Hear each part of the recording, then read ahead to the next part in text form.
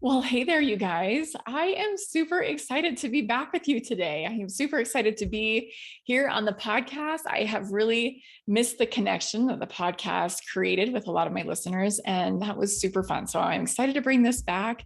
And I know for a lot of you who are listening, podcasting might seem like a one-way conversation between the person creating the content and the person listening, and that is not the case. That's not the case for me. That's not the way that I'm creating the content. I'm thinking about you and I'm creating connection with you.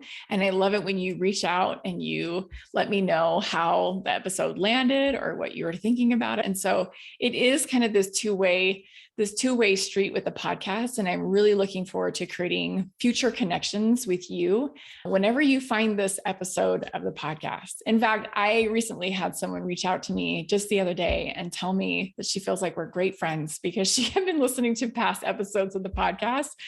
And I love that.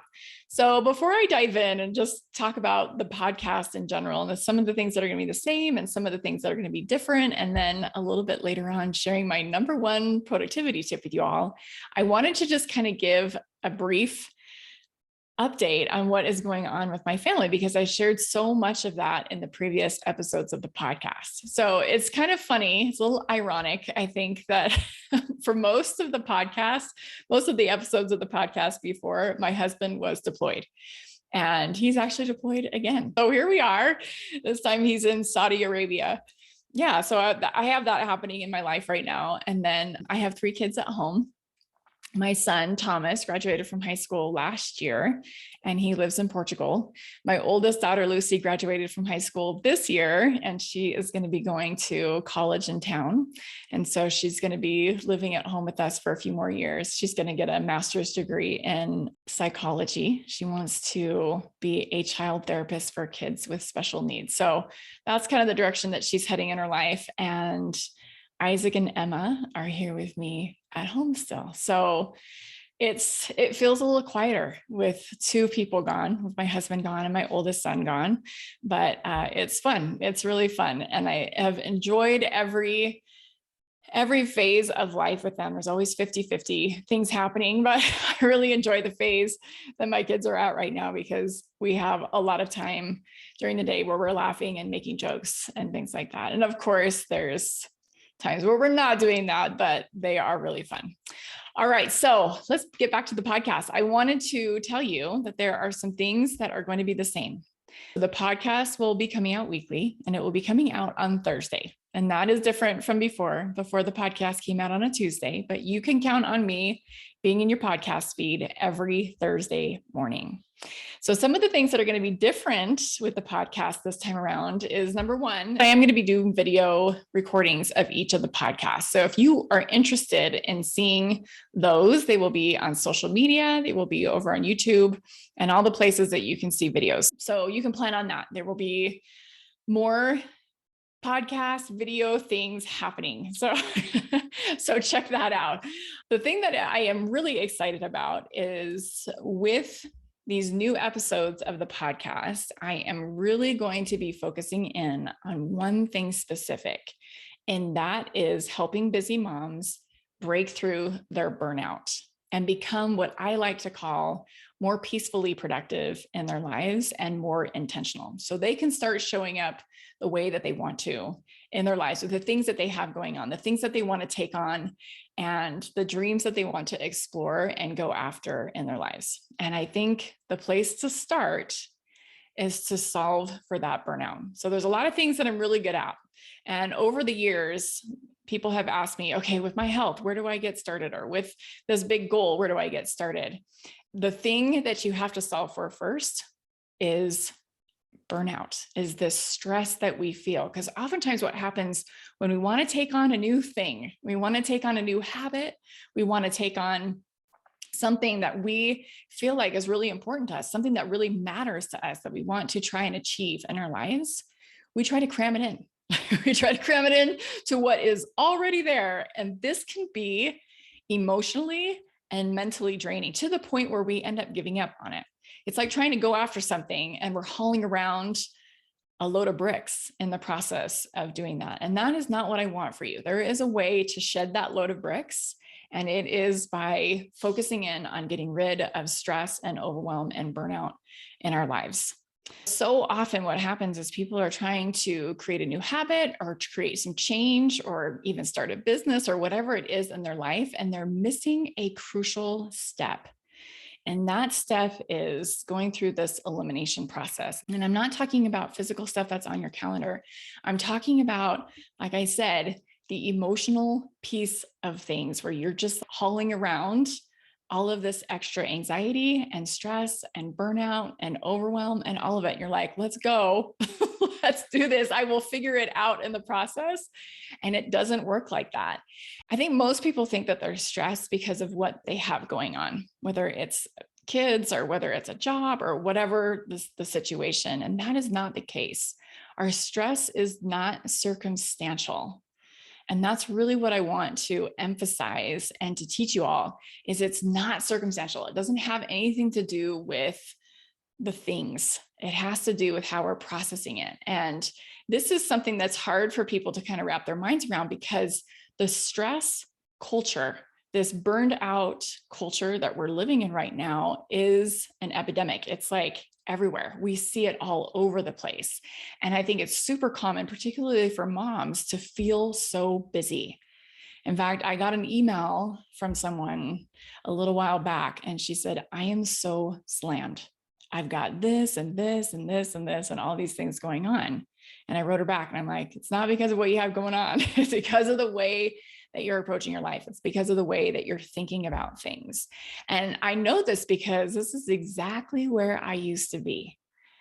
And when I was in this space, I felt like my nervous system was just buzzing. And I can say that because now on the flip side of things, I know when I can take my nervous system down to level 0. But before I didn't even realize that I was doing it because I was living in it. But I was just constantly reacting to my life. I was constantly buzzing at this low level of stress, and the slightest things would just tip me off. And so what's happening physiologically, and I think I've explained this on previous podcast episodes, but it's worth explaining again. When this happens to us, a piece of our nervous system, a branch of our nervous system called the sympathetic nervous system, which is in charge of our fight, flight, or freeze, that branch of the nervous system never shuts off. And so we're constantly jumpy and, like I said, buzzing. So you know you're here in this place if you have several of these symptoms. And I'm not trying to diagnose anybody, but these are some of the things that I was experiencing for myself that I no longer experience because I have pretty much solved for that buzzing. I've been able to take my nervous system down to level 0. So you know you're here if you wake up and you hit the ground running. At least that's what it feels like. Or you're experiencing brain fog where it's really difficult to concentrate or stay focused. Or you're busy all day, but you're not exactly sure what you got done during the day. Have you ever done that? Where you get to the end of the day and you're like, I know I was busy. I certainly wasn't sitting on the couch eating bonbons and watching Netflix all day, but I don't really have a lot of results to show for the last 16 hours of my life where I've been up. Or you just feel like you're reacting to everything. Like you're not showing up as your best self because you're yelling or you're getting snappy with your kids or whatever the case may be, but you just feel like you're kind of in this reactive state. You just struggle to stay present. Like your kids are talking to you and they're like, mom. I have to say mom like 20 times to get your attention. Or you're listening to someone and your mind is like thinking about your to-do list. It feels like you've got a ping pong ball machine for a brain. Like you're just like constantly pinging between thoughts and to-dos and what's next and all of the things. Or you have a hard time staying consistent with anything because you get distracted so easily. I know for myself, I just felt super out of control with my life. I wanted to get things done. And like I said before, I was just cramming it all in. And I was just telling myself, hey, listen, I'm just going to figure this out as we go. And you kind of take the hit by doing that, like not just physically, but also mentally and emotionally. You take the hit because you're cramming things in. You're not giving yourself enough space to breathe in your life. And you feel like the busyness of your life is what's causing you to miss out on the very life you're striving so hard to create. I don't know if that resonates with you. That was actually something that someone told me. And I'm like, yes, that was the way I was living my life before. I was like trying so hard to be an amazing mom. I was trying so hard to be an amazing wife and to show up in all these different arenas where I was present in my life. And I didn't feel like I was doing a good job of any of it. And it was so frustrating because I wanted to do a good job. I wanted to feel like I am crushing this. And that was the opposite. I felt like life was crushing me and I didn't like being in that space. So one of the things about me is I kind of have this unique skill set, I think, not only as a life coach, but also as a yoga teacher and as a meditation teacher, where I can kind of see how these things were playing out in my life and how I was able to like take it down a notch, right? Like take it back down to level 0, what I'm talking about. But I didn't start there. I remember the first like long time, I'd sit there and try to meditate and my brain just would not shut off. It was like I've got monkey mind, it was like always thinking about the day and what was next and, all the things. And I had to figure out how to make space, not just physical space on my calendar, but also the mental and emotional space to meditate so that I could actually breathe and just be in my life.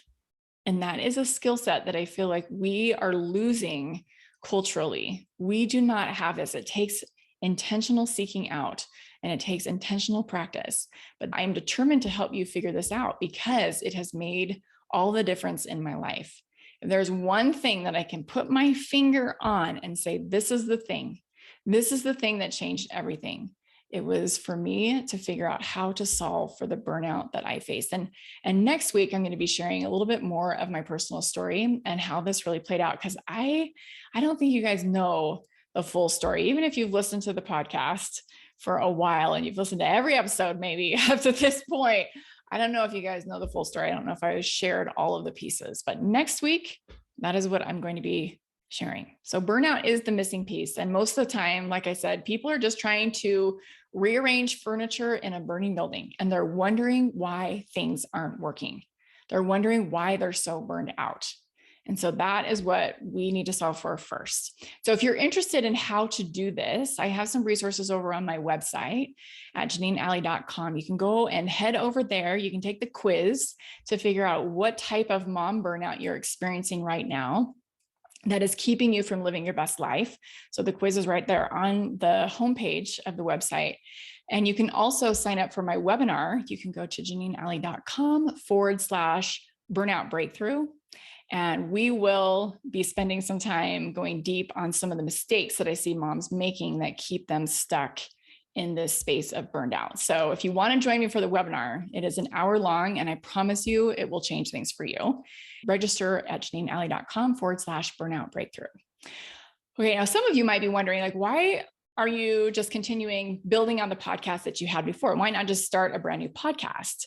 And the reason why is because the content in the previous podcast is still really good and it's still applicable and it's still speaking to things that I really love. It's still speaking to wellness. It's still speaking to productivity. It's still speaking to life coach skills, like all of the things. And I feel like what I am creating in the future is just going to be built upon for the things that I've created in the past. So we're just going to launch from here and just keep going. And you can refer back to those episodes if you want to. And I might actually, in some of the shows, refer back to specific episodes that I talked about on a topic and then go a little bit deeper or go in just a slightly different direction to give you a little bit more on that specific topic. So I decided to just keep building on what it was that I created in the past. Okay. So one of the things that I want to share with you today is my number one productivity tip. And this is kind of speaking to some of the things that I've already talked about, but this is definitely a writer downer. So I want you to take mental notes or even just write it on a piece of paper. Write this down. I have to learn how to slow myself down. Okay, in order to move fast, in order to be productive in our lives, we have to learn how to go slow. Okay, and this is kind of counterintuitive, right? Particularly in our culture where we have this hustle harder mentality. We think the way to get more done And to make time for our priorities is to just get more done and to do it faster and to do it better. Okay, we focus in on being really efficient with our time. And this is where I got so stuck before, is I was the queen of efficiency. I can get things done like a boss, but that is not sustainable. Being efficient is effective for a little while, but it's not effective long-term. So instead of focusing on being efficient, I want to focus instead on being effective. Because like I said, efficiency is not sustainable. If you're telling yourself, I can't keep this pace up, you're focusing in on being more efficient with your life and with your time. And I've probably shared this story before, but like I said, we're sharing again. The way that I learned how to slow myself down and to really apply this principle was the summer that I worked as a river guide.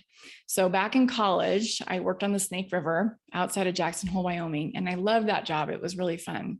But one of the things that we were taught how to do in the week of guide school was learning how to read the water. And the reason why this is so important is because water levels shift on a river every single day. It depends on temperatures, it depends on rainfall and precipitation. It depends on how the dam is operating upstream. Like there's so many things that play into this. And this is kind of like our life with our kids, right? Each day is a little bit different. We're working with multiple moving parts every single day. We're working with schedules and maybe even naps or how late people stayed up before or the holiday schedule or summer vacation or whatever it is. And each day looks a little bit different. And you can't rely on taking the same route or doing the same routine every single day. You have to learn how to read the water. And in order to do that, you have to learn how to slow yourself down in your life. One of the things that we would say as guides to each other to kind of remind ourselves to do this is you have to learn how to go slow to go fast. And on a river, the multiple moving parts on a river are the current, other boaters and what they're doing, obstacles in the river, the passengers that you have in your boat, whether they're in your boat or out of the boat, maybe they fell out, right? So what that means is you have to constantly be anticipating and you have to be looking ahead. And one of the things that you need to be always aware of is the current of the river, where your boat is sitting. And where that current is flowing downstream. It might seem like you're in the fast current because it's right next to you, but if your boat isn't sitting in the faster current, you're not going to be moving downstream at that speed. You might actually get sucked into an eddy over on the side, like unwillingly or unknowingly, if you're not paying attention.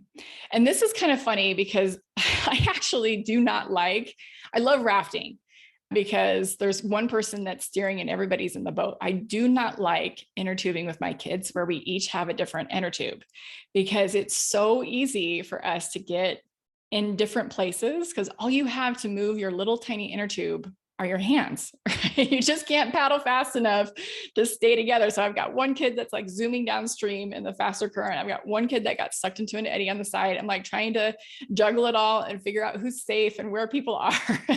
And it just feels really out of control and chaotic. And this is the way that we feel a lot of the time with our own lives. We're just reacting. We kind of get into a current and we're just floating along. And then all of a sudden we're like 4 feet from the edge of this waterfall, and that is not where we wanted to go.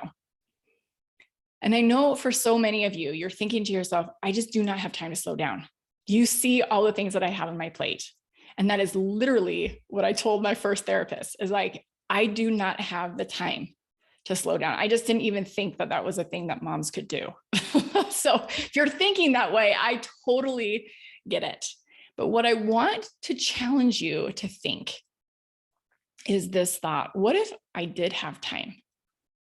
Because the truth is, you do have time. I know right now it might seem impossible. Like if I asked you to carve out an extra 7 hours in your week, you'd be like, Janine, are you kidding me? There's no way I have an extra 7 hours a week. But let's say you go to the doctor tomorrow and you have a cancer diagnosis or something. Like something that's going to require a lot of time for you to be at the hospital getting the treatment or the medication that you need. This happens. you would make time for a 7-hour chemo treatment, right? You would figure it out. You do have the time. And this is the really interesting thing about time, is it does have this flexible nature to it. It's so often we get stuck in thinking a specific way about our lives, the way that they should look, the things that we feel like we have to do, and telling ourselves we're so busy that we can't see the flexible nature of our schedule. Okay, so when I'm talking about sitting down, I'm not talking about you just plopping down on the couch and taking a few deep breaths as your brain is still racing with your to-do list. That's not what I'm talking about. And I'm not talking about planning your week. Yes, that is slowing down, but I want you to take it a step further. And those things are good to do. I'm not knocking on those things, but what I'm asking you to do, and what I think is so important to solve for this burnout, is to take it a level deeper, where we start intentionally incorporating routines or practices into our lives, things that don't necessarily take a lot of time, that are going to help you take that stress level down to level 0. So you're not reacting, you're more intentional, and you have the freedom to do what you want with your life. Even the freedom to do nothing at all, if that's what you choose. And I'm telling you, that is something that is possible for you. When we're in this space and we're able to expand, and we're able to expand into this freedom, we are overall so much healthier. And I'm not just talking physically, I'm talking mentally and emotionally healthier as well. We're able to take a deep breath and really relax. One of the things that's so important to do as we're slowing ourselves down is to set the time aside to dream. Think about what it is that you want with your life, and to take it again a step deeper and ask yourself, what is it that I really want with my life? What does that really look like? I think so often what happens is we get these shoulds that clutter up our thinking. And these shoulds come from cultural messages, or the way that we grew up, or what we're seeing someone else do that we admire. And we think that our lives should look like that. And so we make decisions from that place about what goes in our calendar and what we do with our kids and how we spend our time. But I want you to ask yourself, are the decisions that I'm making right now in alignment with where I want to go? So in other words, what current are you currently sitting in, and what current do you want to be sitting in? You might be sitting in the fast current and you don't want to be over there. You might want to be taking things a little bit slower, or vice versa. So I want you thinking about that. What are the decisions that you're making? Are they in alignment with what it is that you really want? Why or why not? And this is why getting crystal clear on our priorities are so important, because they help us to know where we want to go. And when we're doing this little exercise with ourselves, we're slowing ourselves down, we need to be thinking about what this looks like and getting really specific with it, getting really specific with that vision of your life. So let me give you an example of what to do and what not to do here. So I want my kids to live a healthy and active lifestyle. That is what I want as a parent. I want to be modeling that. I want to be providing that for them. But that's not very specific. You might be thinking it's not. It's not. And here's why. Because that could entail a lot of different things on my end, right? It could entail me driving many, many miles away from home, or using up weekends, or spending a lot of money that might not be in alignment with what it is that I ultimately want. Okay, even though I want my kids to be active. So when I was thinking about this for myself, and I actually made this decision several years ago, I was thinking, I want my kids to participate in a sport and live a healthy lifestyle that is also convenient for me. I wanted what it was that they were doing to be close to my house. I wanted their training to be flexible. I wanted it to be self-paced. And so what we settled on, in order to meet that criteria for me and also be something that they wanted to do, was martial arts. There's a martial arts studio that says, hey, you can come anytime during these class periods during the week. And I told my kids, you need to be at 3 practices a week in order for me to feel like this is worth it for me and for you. So that was the criteria. They could go to so many different classes, and I told them I would get them there, I'd pick them up, I'd support them, I'd buy their equipment, all the stuff. Okay, now the thing is it's not all about me. That's not what I'm saying. It's not all about me. Okay, I didn't force them to like Taekwondo. Okay, but it's important for all of us to make our needs and our wants a part of the mix, something that is weighted and thought about. Just as we weigh our kids' wants and needs and our spouses' wants and needs, our needs and wants need to be part of that mix too. Our culture glorifies self-neglect and sacrifice as moms.